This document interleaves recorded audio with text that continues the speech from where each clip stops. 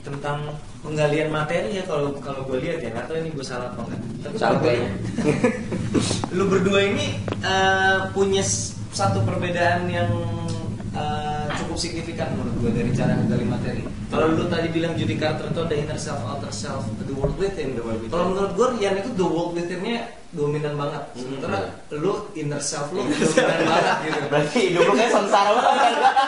Sebenarnya beda banget gitu. Kalau Rian itu gue liat dia world within gitu, apa yang ada di sekeliling. Kalau gitu lo banyak dari dalam hati lo, perasaan dan segala macam. Nah sebenarnya berarti kan kalau gitu itu bukan something yang lo pilih kan, itu yang muncul dengan sendirinya sebenarnya kan. Iya kan, ya bisa itu by nature atau by design, semuanya kan gitu. Apa tuh maksudnya? Ya dari alam memang terlahir gue untuk lebih peka sama inner self gue kegelisahannya, atau gue desain, gue lihat mana yang belum gue gali ya, oh inner self gue belum apa ya, gue kan bisa begitu juga. Sama kayak kita ngomongin persona kan, bisa by nature, by design, bisa semakin banyak panggung orang itu kelihatannya gitu, atau didesain gue mau jadi orang yang begini kalau stand up gitu sih. Nah ketika by design gitu ya, misalnya ketika di panggung gue akan menjadi orang seperti ini, itu susah ya kalau by design. Iya itu jatuhnya sincere nggak? Maksud gue apa itu original dia atau jadinya kayak sebuah pembentukan karakter gitu? Pembentukan karakter ya, makanya sama seperti siapa tuh Mitch Patel. Mitch Patel kan ngomongin soal seks gitu, dan persona panggungnya juga yang I'm very funny gitu-gitu kan. Tapi dia mungkin mendapat materinya tetap dari tiga aspek itu, cuman ditebelin sama dia, dicari seks gitu yang dia mau tebelkan gitu. Jadi the world within-nya ngomonginnya soal seks, inner self-nya juga tentang I like boobies gitu, it's make me happy gitu kayak gitu. Itu kan dari dalam. Pernah lihat dia kalau sehari-hari dia nggak kayak gitu gaya dia? Enggak sih, cuman dalam sebuah interview dia bilang dia memang mendesain seperti itu. Dan dia pol-polan ketika interview media appearance gitu kayak di radio, dia tetap idiotik gitu ngomongnya. Yang paling kentara sebenarnya Stephen Wright. Stephen Wright itu di awal karirnya dia tidak sedingin, tidak seabsurd itu gitu. Nama komedinya Stephen Wright kan gayanya para Prodoskian namanya. Jadi yang wordplay-nya nyampur dan segala macam gitu. Kayak Akbar cuman lebih absurd gitu. Nah Stephen Wright tuh dulunya nggak begitu. Yang ngomongnya stand up biasa, cuman di satu sisi dia ngeluarin one liner, kebentuk sendiri, terus dia bikin gue mau begini ya. Mulai tuh dia datang ke panggung cuman bawa mikrofon, orang ketawa, thanks gitu lah. Mulainya begitu, udah absurd banget. Kayaknya itu sih yang gue rasain kenapa gue lebih banyak materi world within gitu. Karena ketika misal gue nggali inner self gue dengan apa penderitaan lah atau apapun yang pernah gue alami, yang pendek misalnya, akhirnya ya ketika orang ketawa gitu, gue ngerasa bahwa mereka menertawakan penderitaan gue gitu. Maksudnya dan lo nggak nyaman, bukan nggak nyaman, iya maksudnya mereka nggak serelate kalau gue ngebahas apa yang sebenarnya sehari-hari mereka lihat juga gitu. Oh, I see. Lo nggak dapat si faktor anjing bener juga ya? Iya, sebenarnya anjing bener juga ya. Kalau misalkan gue bilang si anjing bener, kalau si anjing bener juga, gue bilang gue pendek itu susah dapat pacar gitu. Belum tentu orang juga ngerasa itu gitu. Tapi mungkin itu lucu ya. Iya, itu lucu karena orang, oh iya ini kasihan mungkin gitu kayak. Tapi itu menarik juga, salah satu komponen yang paling aman buat stand up adalah self-depreciating humor kan. Komedi yang menertawakan diri sendiri. Kenapa? Kalau kita memberi izin diri kita untuk menertawai kita, penonton yang lihat kita juga bisa, dia aja ngetawain diri sendiri, gue juga mau ngetawain dia, gitu loh maksudnya. Malah, gue mikirnya malah kadang kalau komediannya udah berani ngetawain dia sendiri dengan kejelekannya dia, kayaknya nggak ada orang yang berani ngebully dia, ngerti nggak? Karena dia udah duluan. Iya gitu. Misalnya orang gemuk ngomongin dia tentang gemuk, pasti orang lain mau ngeledek dia gemuk juga udah nggak ngaruh gitu. Tapi gendut loh gitu. Tapi emang ada ya komedian yang tidak menempatkan diri mereka sebagai orang yang malang? Pasti kan semua rata-rata gitu. Sarah Silverman apa itu? Dia superior ya. Iya, dia ngebully orang, Michael Jackson Paus aja dibully sama dia gitu. Chelsea Handler juga gitu.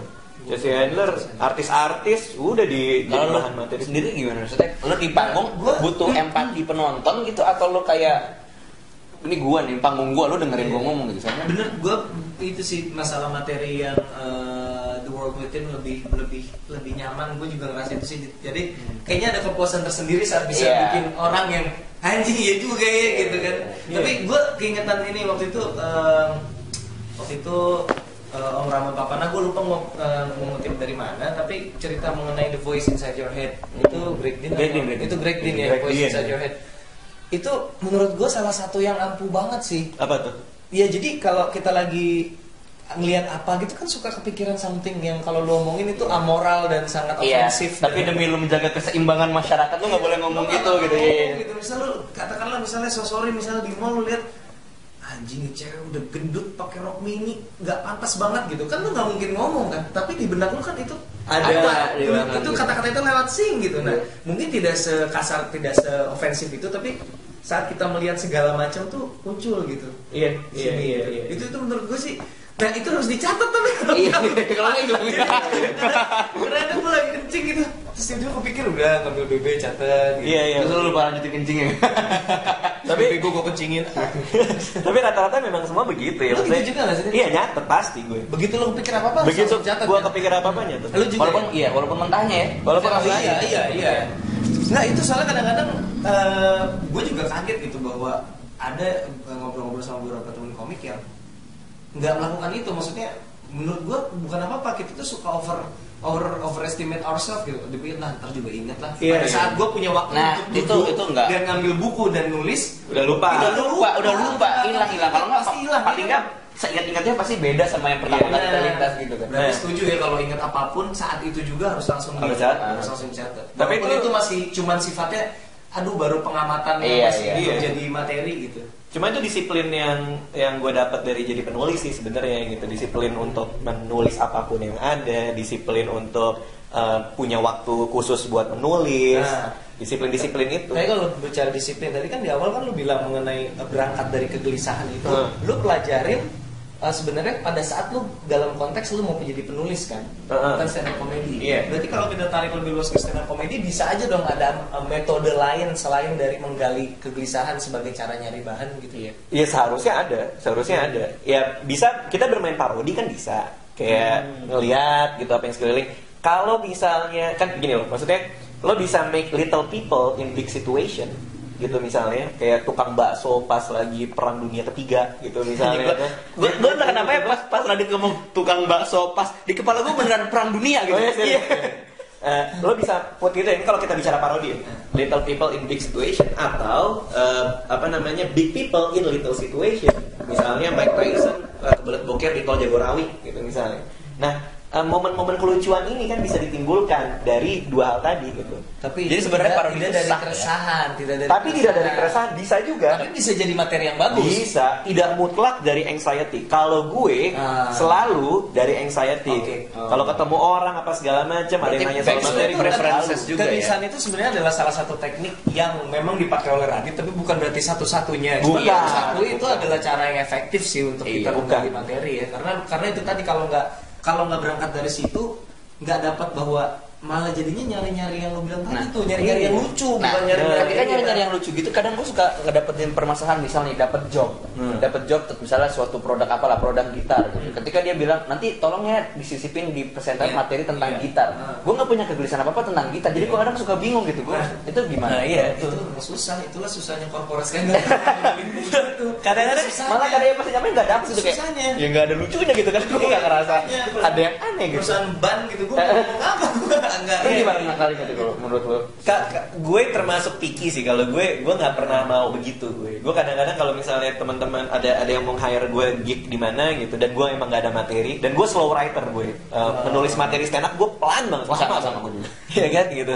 Nah jadi kalau misalnya gue kalau nggak bisa dapat gue bilang nggak bisa dapat. Gue begitu sih. Komedi gue tuh harus personal kalau buat gue karena it's an art in itself gitu kalau buat gue dan gue sama art gue tuh harus deket gitu kalau gue sih begitu. Pengen sih gue kayak gitu sebenarnya. Saya dalam benak gue juga gitu sebenarnya tapi Tapi ya. coba tadi quote Apa? art apa tadi? Lupa. Gue harus dekat sama art gue. Bukan Tapi art itself. Ya komedi gue adalah art in itself gitu. Art in Nah, itself. ini yang kalau misalnya orang nggak tahu ya, komedi is an art. Sebagai art yang lain, Yeah. you need to have a skill and perseverance gitu. Yeah, Lo yeah. butuh keahlian dan kegigihan untuk membuat itu berhasil. Karena komedi adalah seni, gitu. Adalah masalah kayak menjahit gitu. Semakin lo ngelakuin, semakin terampil lo. Komedi adalah keterampilan sebenarnya.